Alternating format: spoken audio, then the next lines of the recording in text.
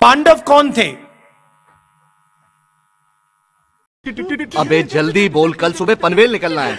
अर्जुन, भीम, ये लोग कौन थे? ये लोग तपस्या करते थे। ये तो लेटेस्ट न्यूज़ है। ये लोग तपस्या करते थे। समझ रहे हो? समझ रहे हो आप? समझ रहे हो ना? क्या पांडवों ने इस धरती पे नफरत फैलाई थी क्या? नहीं। आपने महाभारत पढ़ी है? क्या उसमें लिखा है कि पांडवों ने किसी गरीब व्यक्ति के खिलाफ अपराध किया? कहीं लिखा है? नहीं। पांडवों ने डिमोनेटाइजेशन किया क्या? नहीं। नोटबंदी की थी क्या? नहीं। गलत जीएसटी लागू की थी क्या? नहीं। कभी करते? नहीं। कभी नहीं करते। भाई साहब कुछ ज्यादा नहीं हो गया ये? मतलब कुछ भी। क्यों नहीं करते? क्योंकि वो तपस्वी थे और वो जानते थे कि नोटबंदी, गलत जीएसटी, किसान बिल इस धरती के जो तपस्वी हैं उनसे चोरी करने का तरीका है।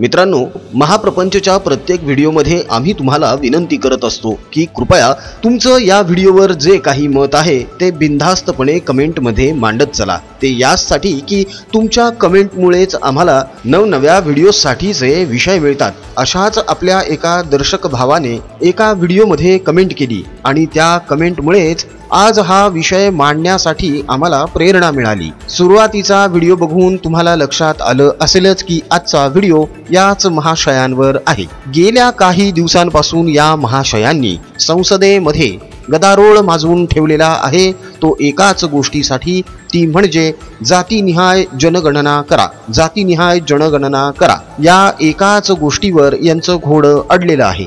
एकीकडे जातीनिहाय जनगणना करा असं संसदेमध्ये ओरडून ओरडून सांगत असताना दुसरीकडे हे कसा दुटप्पी डाव खेळतात किंवा सरळ सरळ असं म्हणूया की हे कसं फालतू राजकारण करतात ते आजच्या व्हिडिओमध्ये तुम्हाला लगेच लक्षात येईल।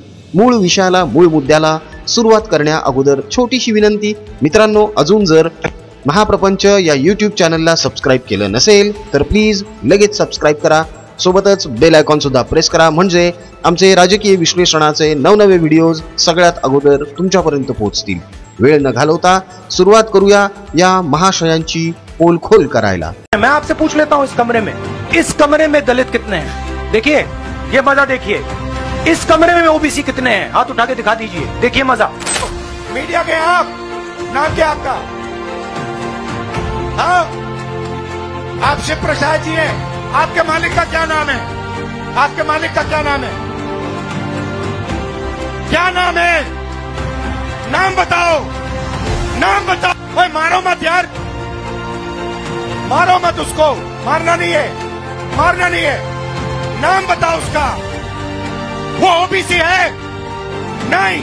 वो दलित है? नहीं। राहुल गांधी ने प्रधानमंत्री नरेंद्र मोदी की जाति पर सवाल उठाए हैं। ये पत्रकार साथी, नाम क्या है इनका? पूरा बताइए ना। दुष्यंत सिंह। ये तो शूद्र नहीं है ना? अगर शूद्र हो क्या तुम? गांधी ने एक रिपोर्टर से ये पूछ लिया कि तुम्हारी जात क्या है और तुम्हारे मालिक की जात क्या है। ये सवाल बिल्कुल सटीक निशाने पर लगा। जनगणना की बात बहुत की जाती है माननीय सभापति जी, जिसकी जात का पता नहीं वो गणना की बात करता है। ठाकुर जी ने मुझे मुझ पर गाली दी है। नहीं, कोई मुझे सर अनुराग ठाकुर जी ने मुझे इंसल्ट किया है। इनसे ये पूछना चाहता हूँ, आपने जाति कैसे पूछ ली ये बताइए बस।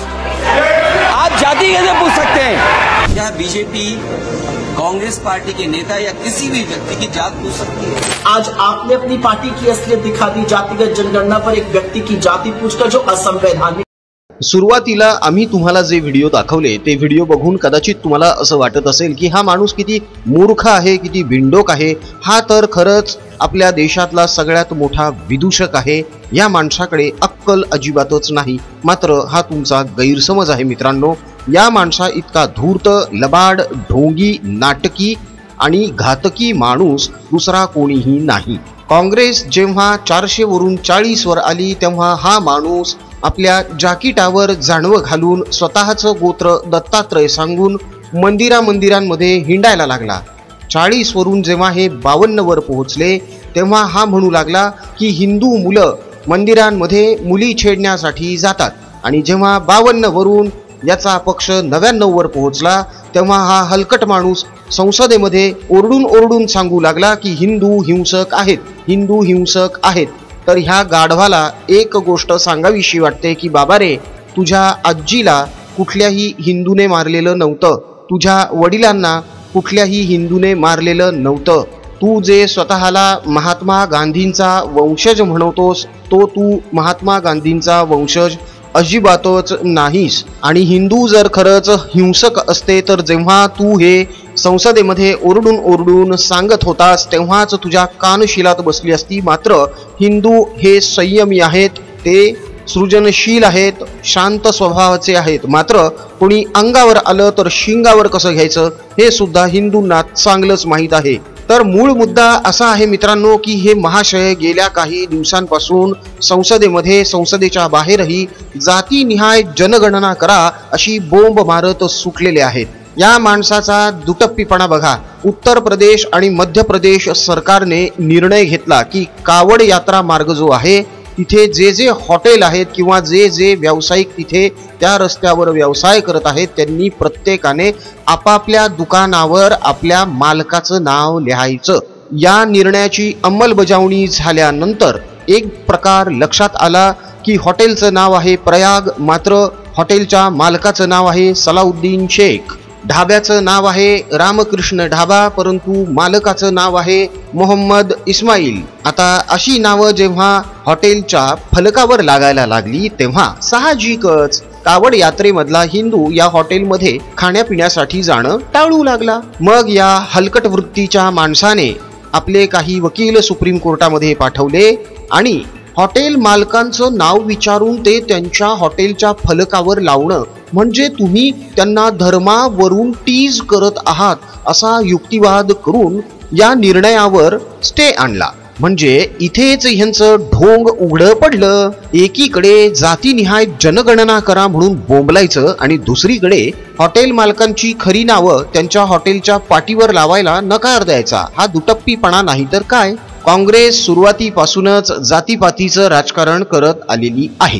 काँग्रेसने कधीही आजपर्यंत सर्वसमावेशक भूमिका घेतलेली नाही आणि काँग्रेस ही पक्की मुस्लिम धार्जिणी आहे हे आता देशातल्या लहान मुलांना सुद्धा कळायला लागलंय। तेव्हा या नकली गांधीने त्याची ही थेरं आता बंद करावीत आणि नसतील करायची तर मग आपण एक काम करूया, जातीनिहाय जनगणना करण्या अगोदर आपण धर्मनिहाय जनगणना करूया आणि त्याची सुरुवात या नकली गांधी घराण्यापासूनच करूया। मग राहुल गांधीचा धर्म कोणता हे जगासमोर उघड होईल। याचे आजोबा पारशी आणि याची आई ख्रिश्चन आणि हा स्वतःला हिंदू म्हणवतो कसं काय? पहिली बोंब तर इथेच आहे आणि या पुढची गोष्ट तर महाभयंकर आहे। ती कशी? जर जातीनिहाय जनगणना सोडा, धर्मनिहाय जनगणना सोडा, DNA निहाय जनगणना जर करावी लागली ना, हा माणूस तोंड लपवत पळेलो। त्याचं कारण सांगतो तुम्हाला। जेव्हा राजीव गांधी यांची हत्या करण्यात आली होती तेव्हा त्यांच्या देहाचे छिन्न विछिन्न झालेले तुकडे एकत्र करण्यात आले आणि ते सगळे राजीव गांधी यांचेच आहेत हे सिद्ध करण्यासाठी DNA चाचणीची मागणी करण्यात आली आणि तेव्हा राहुल गांधी यांना सांगण्यात आलं की तुम्ही तुमचं DNA सॅम्पल द्या, ते आम्ही स्वर्गीय राजीवजी यांच्या DNA सोबत मॅच करून बघतो। मात्र तेव्हा सोनिया गांधी यांनी राहुल गांधी यांचा DNA देण्यासाठी नकार दिला आणि त्यांनी हे तुकडे राजीव गांधी यांच्याच देहाचे आहेत हे सिद्ध करण्यासाठी प्रियंका गांधी यांच्या DNAचे सॅम्पल दिले। त्यावेळी राहुल गांधी यांच्या DNAचे सॅम्पल सोनिया गांधी यांनी का दिले नाहीत हा एक खूप मोठा प्रश्न आहे। या देशातल्या तमाम काँग्रेस चाटुकारांनी या प्रश्नाचं उत्तर द्यावं की त्यावेळी राहुल गांधी यांच्या DNAचं सॅम्पल राजीव गांधी यांच्या DNA सॅम्पल सोबत मॅच का करवण्यात आलं नव्हतं। किती मोठा विनोद आहे ना मित्रांनो। ज्याने स्वतःचं DNA सॅम्पल स्वतःच्या बापाच्या DNA सॅम्पल सोबत मॅच करण्यासाठी दिलं नाही तो जातीनिहाय जनगणना करण्याची मागणी करतोय। क्या बात आहे भाई, याला म्हणतात खरा बिलंदर माणूस। मित्रांनो तुम्हाला काय वाटतं, सोनिया गांधी यांनी राहुल गांधींचं DNA सॅम्पल राजीव गांधी यांच्या DNA सॅम्पलशी मॅच का केलं नसेल? तुमचं यावर काय मत आहे? तुमचा यावर काय तर्क आहे? तुमचा यावर काय अंदाज आहे?